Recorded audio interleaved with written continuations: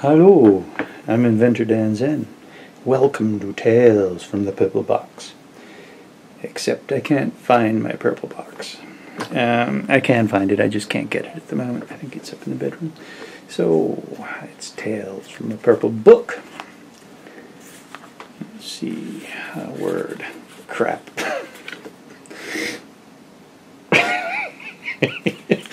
Glasses are too dark to read these words. Oh, here are some bigger words. Along. Along. This is the Zen cowboy. There's my word. So along. A long time. Right. It took a long time getting to Toronto. I did this light show for Saffron Sect. And I just done a light show for Simply Saucer in Toronto at the Silver Dollar. And Silver Dollar in Toronto, yeah, Simply Saucer. And as I was driving into Toronto with this light show, it was the Molson Indy, so the lakeshore was closed, and it was like a torture to get there. Anyway, the next week, Gaven, my friend, says, "Hey, we're playing in Toronto," and I know I know they've been playing in Toronto. I mean, I know they were playing for a month or so, and a guy called General Chaos was doing the light show at the Saffron Sect show, and I had done the Saffron Sect show when they came to Hamilton and did the light show then. But anyway, I saw this event on Facebook, and terribly exciting. Oh, great. Going to that for sure. I'm going to go and I'm going to relax. It's going to be the weekend after the light show for Simply Saucer, where I had to go and kind of work. I mean, I don't mind, but it's a lot of work doing that stuff. I'm just going to go to this thing. I'm going to relax. General Chaos doing the lights. It'll be nice to be able to be freeform and dance. I mean, I do when I do light shows, but I got to race back for the end of the song and go, switch the light projector. So, I'm looking forward to it. Gaven calls me up the week after. It sort of says, "Hey Dan, do you want to do this? Do you want to do the light show as well? We can put your lights up in a corner." And I said, no, let's just let General Chaos do the lights. Actually, it's a funny backstory. When I did the lights for the Hawkwind reunion at the St. Hollywood, it wasn't Hawkwind reunion. It was like a Hawkwind tribute night, which is important for lights, like space rock. It's like my main forte or genre. So I did the lights for that, and get them all set up. I had made Antarctica tunnel in 3D, and so I had all these like space cities flying out, rings flying out, and all set up with Antarctica tunnel. And it's all set up, ready to go for the show. And along comes this guy, General Chaos, and his friend, and put up 10 other lights, maybe 5 other lights, all pointing to the stage and all over the place. So I guess the light show was double booked. There were many bands, and one of the bands invited General Chaos to do the light show, and one of them, and including the club, invited me to do the light show. So it was a bit of a surprise. And I was going, all right, yeah, whatever, come on, sure, let's do it. And it turned out to be, better than me individually. I had, most of the sort of center bit, and it was quite bright. My digital lights, and his were all mechanical and cool, and what I used to do for light shows, but not so much anymore. So all worked out great. But this time it's kind of like, General Chaos is doing the show. Let him do the show. It's all right. I don't need to come along and put lights up in a corner. This happened to be I'll just let him do his own show. Plus, I wanted to relax. I mean, I would, if it weren't the fact that it was just right after doing another show, or several shows, as a matter of fact, I would have been happy to kind of talk with him and see if he wanted to do that. But it was kind of like, okay, I just want to come and relax. So fine.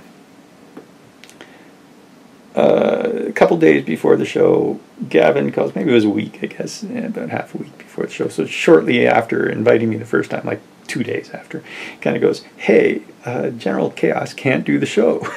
He doesn't think he's going to be able to do it. He either forgot about it and had something else come up, or, it was a combination of that kind of thing. And so, can you do it? And I said, well, okay, look, contact him again, contact General Chaos again, and make sure that he can't do the show. And if he still can't do it, then ask me again. I would say, do it. Then ask me again. And so, next day, ask me again. And I say, all right, I'll do the show. So I spent the week preparing, and he gave some graphics. And I spent well, let me show you. I think it's on here. Gavin gave me some graphics and had some things in mind, and let's see now. Here it is, right here, I think. Yeah, and I think I can Control F. Control F isn't quite, doesn't quite work out, but it's close enough. And now let's see if I space bar. Yeah, there it is. So that's the light show. Can I do a zoom?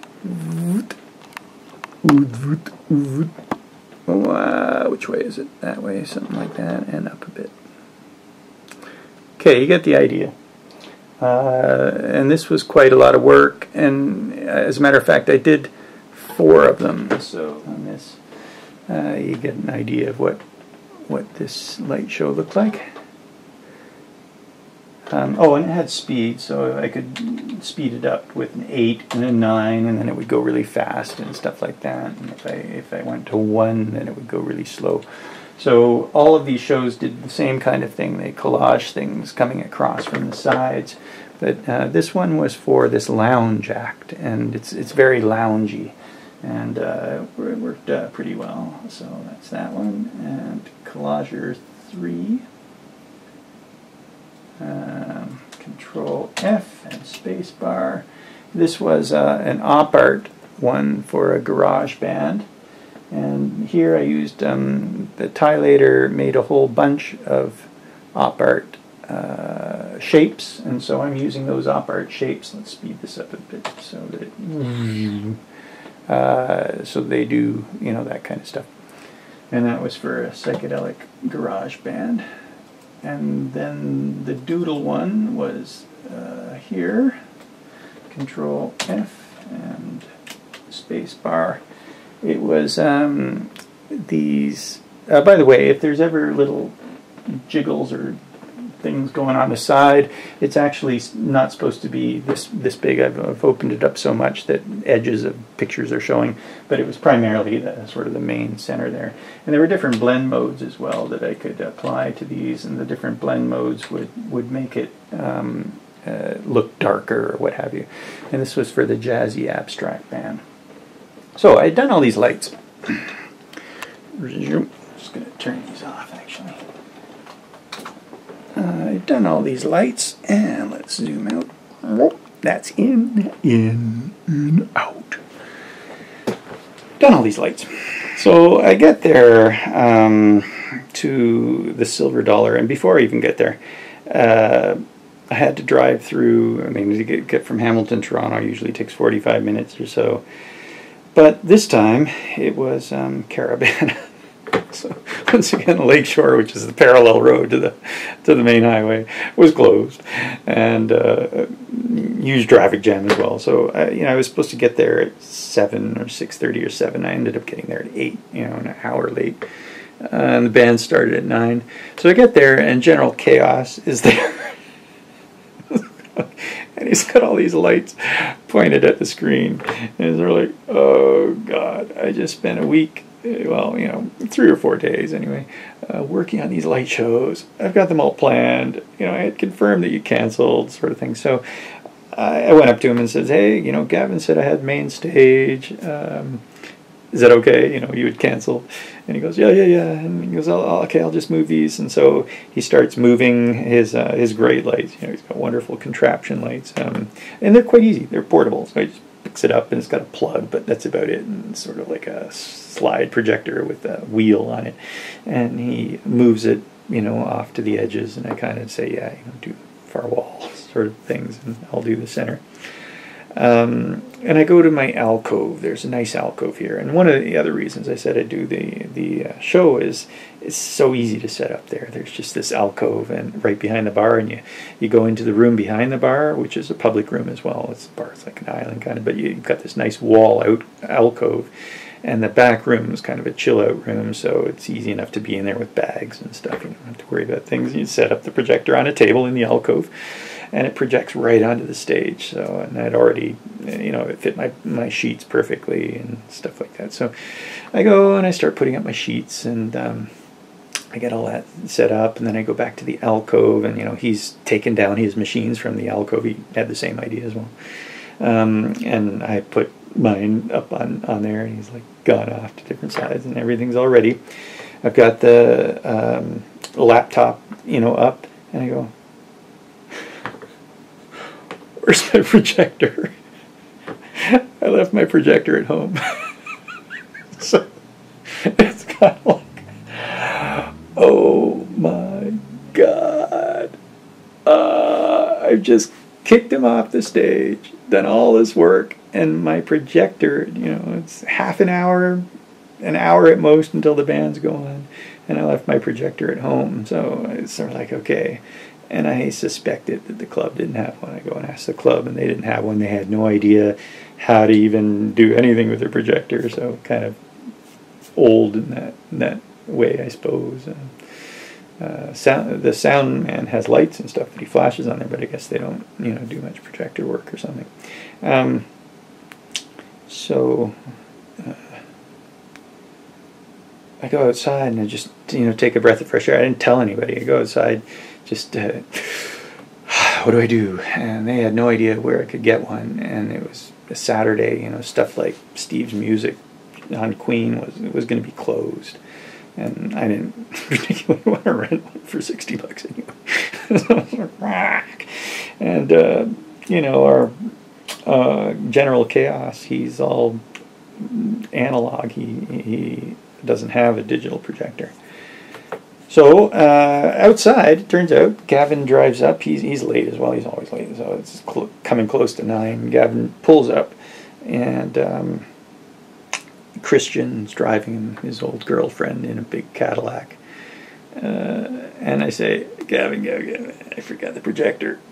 And Christian goes, well, we might have one. What if we call that club?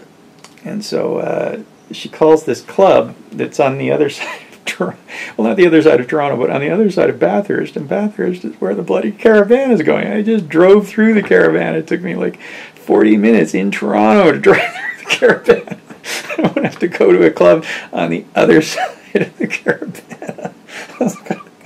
Anyway, she goes, oh no, it's not far, it's not far. And I go, but yeah, you don't know, it's caravan out there.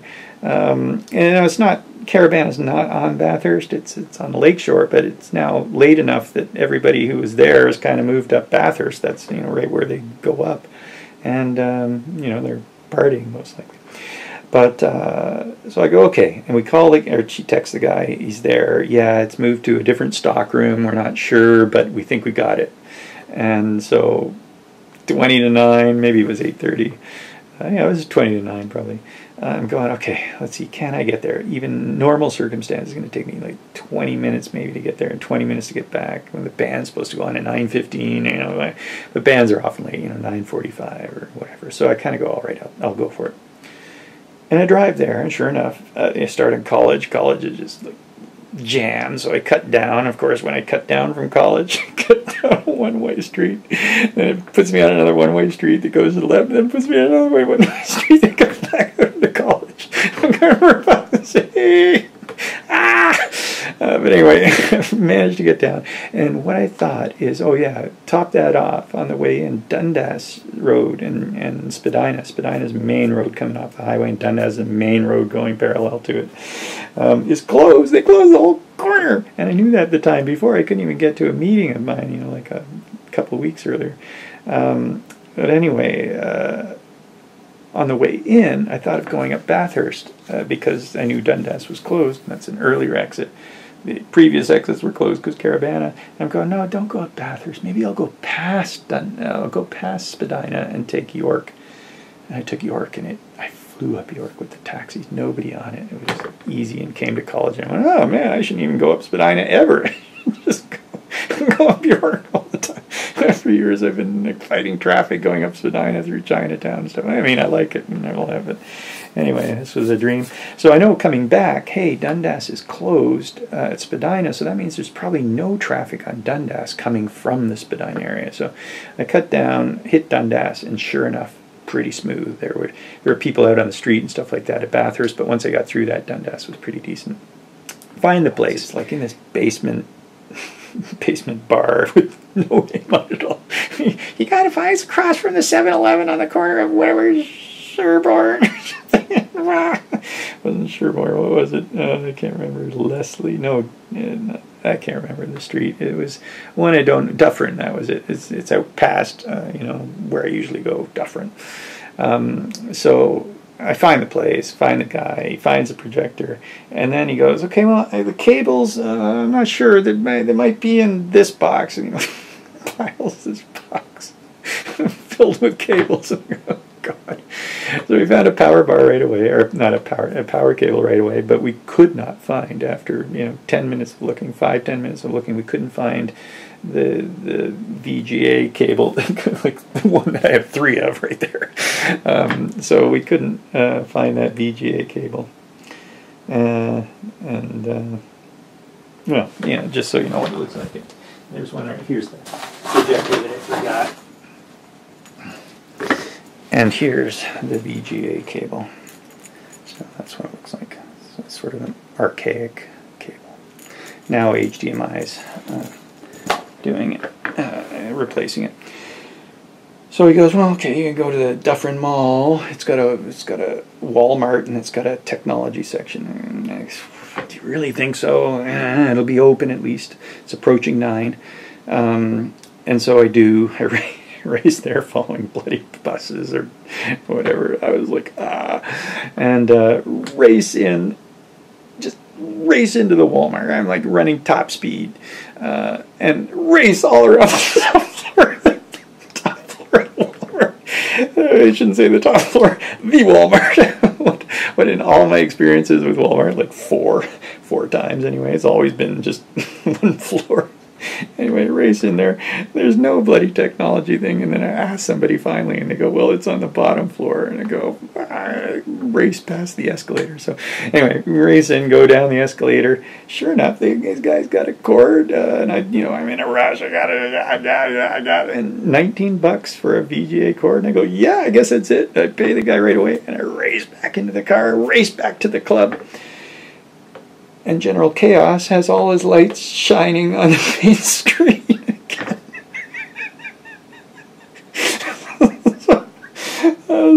The bands haven't started anyway, which is good. And by this time, like, it's 9:45 or something like that. No, it couldn't have been that late. It was probably 9:15, 9:30. That's it. And I go, hey, I got it covered. Yeah, no problem. And I put the projector up on the stand. Plug the thing in. I hadn't even told him I couldn't find the projector because Gaven must have. Where he just gravitates via osmosis. Hey, Lightshow guy's not here, okay? Machines come back and shine on the screen. So I told him, yeah, and he goes, all right, and he starts taking them off the main screen. Put the projector up on the stand in the alcove, turn it on, doesn't work. Okay, there's 2 plugs at the back the VGA could have gone. I put the VGA on the other plug, and it works. It's like, oh my God. Okay, and so I do the light show. It worked out perfect. It was a great light show. We had a great party after. We got home at like 5 in the morning or something like that. All is well. I didn't record that light show, but maybe some people did. Remember, I was trying to have a good time and not do as much work. So most light shows, I do the light show, I record the light show, I dance, I talk with people, a lot of things. So this time I decided I wouldn't record it. But it looked great. It worked out really I'm Inventor Dan Zen, Tales from the Purple Box, which happened to be Tales from the Purple Book this time. Have a good night.